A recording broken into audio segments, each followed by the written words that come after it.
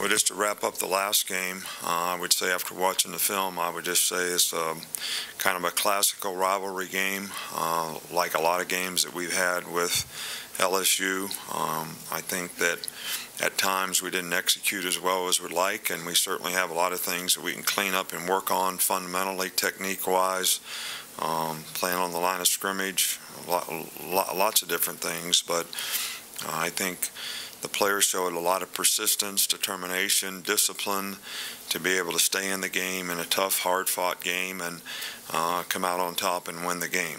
I also think that it was probably a good lesson for everybody to have to deal with hard. You know, I talked about that after the game, and to respond the right way when, you know, things don't go well. We're playing lots of good teams right now. We're going to play another good team this week, and you know, there's going to be a lot of tough circumstances, and sometimes those guys are going to win.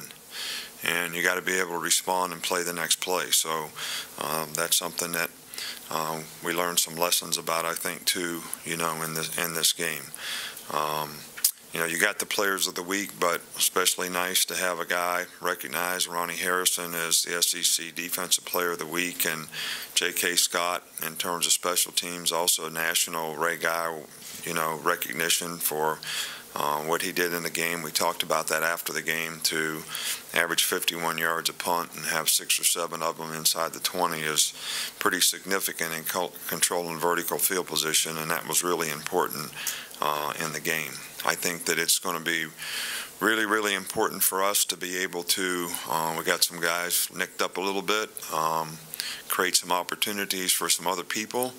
I don't think this is something that anybody should sit around and say, wow, you know, I'm going to have to pick up my game now. I mean, you know, I think everybody should have been picking up their game to start with. So everybody just got to be who they are and do what they do, and be a good teammate, support the players that are out there, play together as a unit, do their job.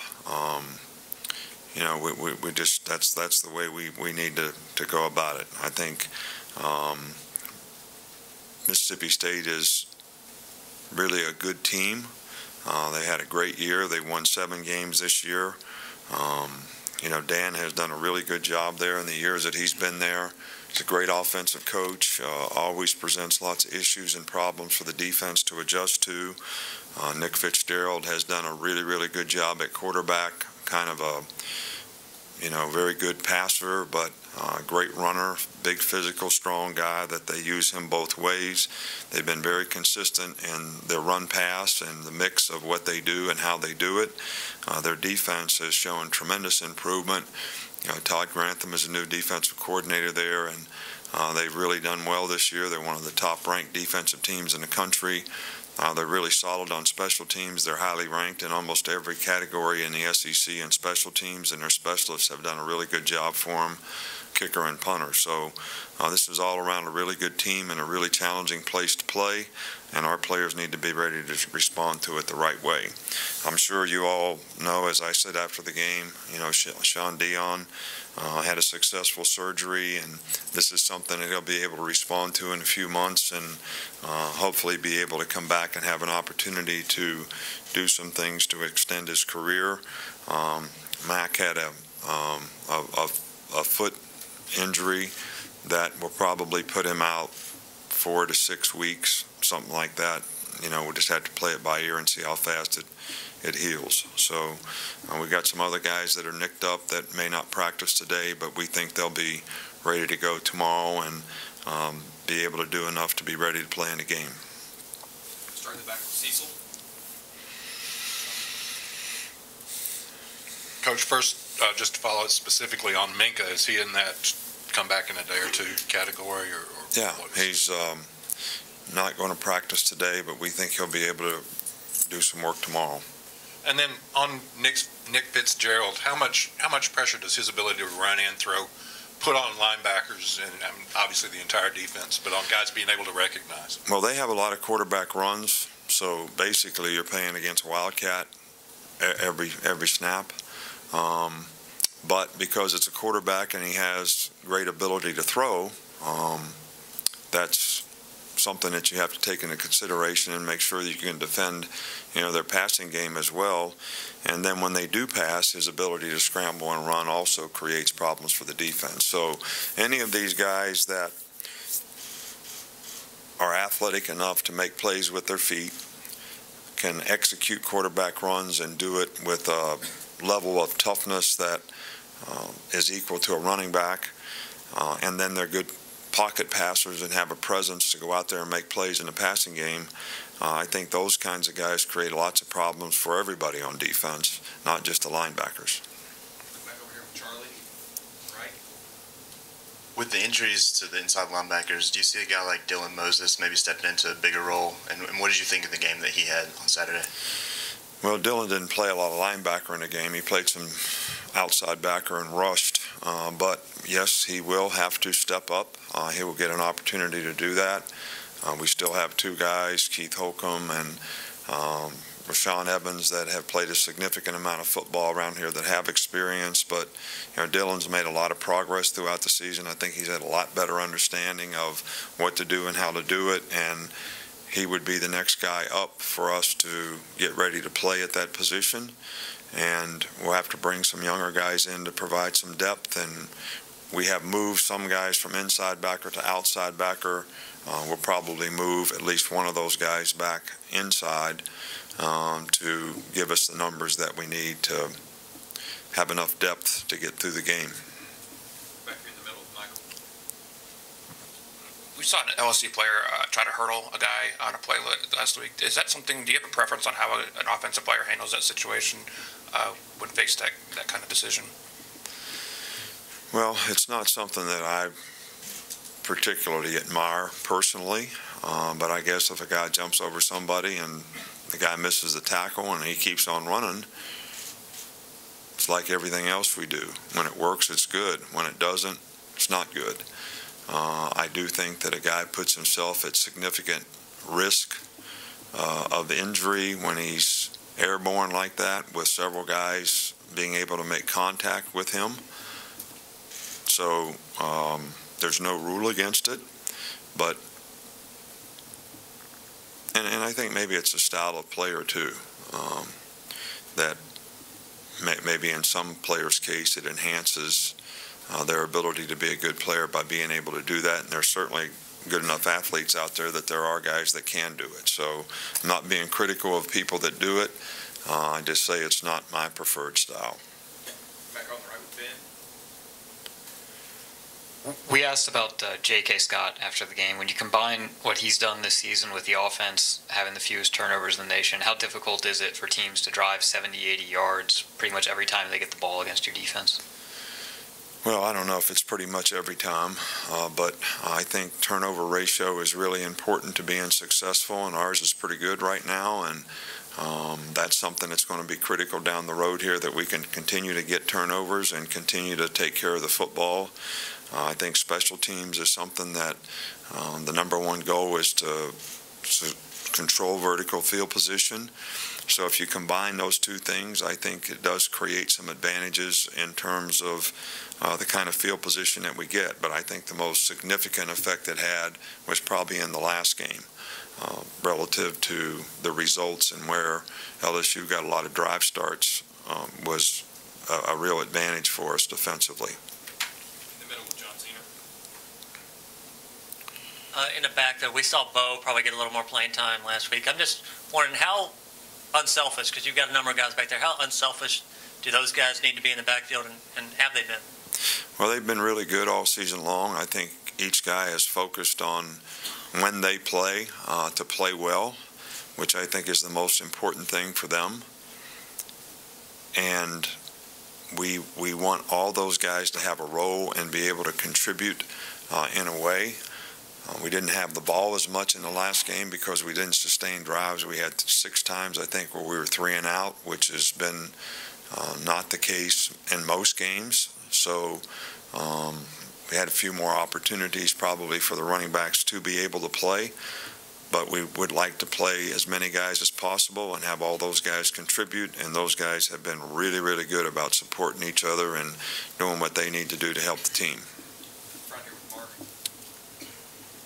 When you have a leader go down, do you go to some of the other older guys and try to get them to step up from a leadership standpoint, or do you just let that happen naturally?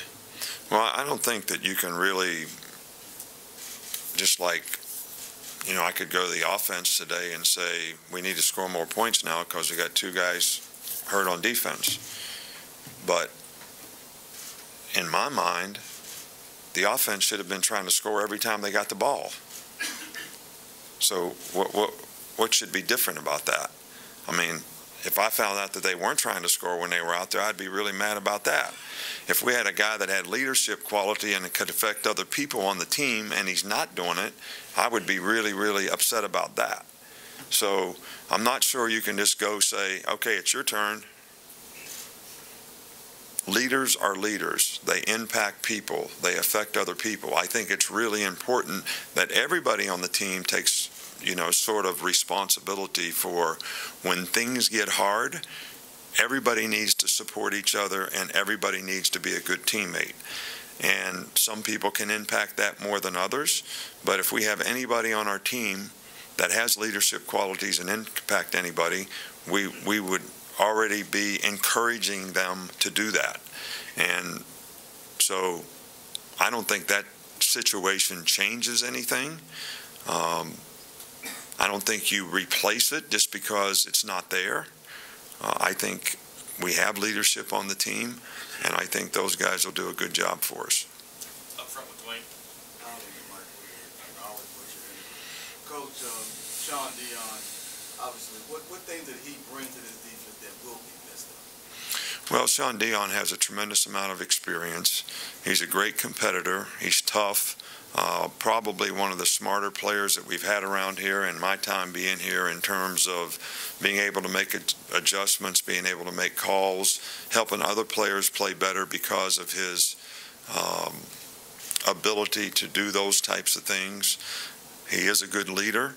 So there's a lot of things that he does extremely well, and he's a very, very productive player. So he's an all-around good player that's a great teammate that has been a guy that's a signal caller.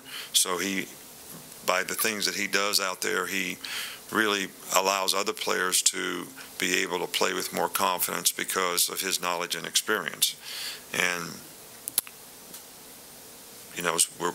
we just have to have our other players on the team need to do that very effectively for us. Ryder on the left. How have you expanded, and Coach Dable expanded the route inventory of the receivers over the course of the season, and how much has that allowed Jalen to kind of beat some of those 8-man fronts that you've had? Well, I think we had, I think, 3 drops in the last game, which you don't want to have any. When you have close coverage and teams that play man-to-man, the catches are going to be in a little closer areas. The throws have to be in a little tighter areas. But we were able to do that. We just didn't finish the plays like we'd like to. But we have a pass offense, and it's not like you add to. It's more like when you go to the restaurant and you get a menu. You have a menu, and you choose what you want to do each week based on what the other team does, based on the coverages that they play. And so you don't just draw up new stuff every week. So we have a menu. I think we can expand that or contract it or use the things that we think are best against what the other team plays. And I think that's what we've tried to do all year long, and that's what gives the players the best chance to execute. Last 2, Alex and Joe. Jalen was sacked 4 times. I guess, after watching film, what do you attribute kind of some of that pressure to? Was that him sitting in the pocket maybe a little longer than normal, or what? Well, we didn't do a good job of blocking them up front. I don't think we did a good job getting movement in the running game, which has affected our ability and consistency in the running game. And when they created pass situations, we had far too many 3rd and longs, which you put yourself in situations where people are pinning their ears back. And they have some guys that can rush. They have good speed, and we didn't do a good enough job of blocking them. So that's something that we need to improve on. I can't really fault Jalen for anything that he did or didn't do in the pocket. nor do I think he should have done something differently to avoid those things.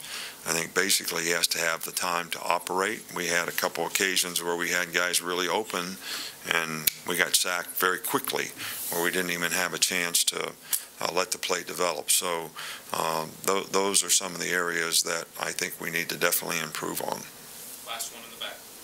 Coach, when it comes to injuries, particularly late in the season like this, beyond the next man up mentality, what do you and your staff do to ensure that that next guy up, particularly when it could be a younger or inexperienced player, can come in and be successful in whatever role is needed?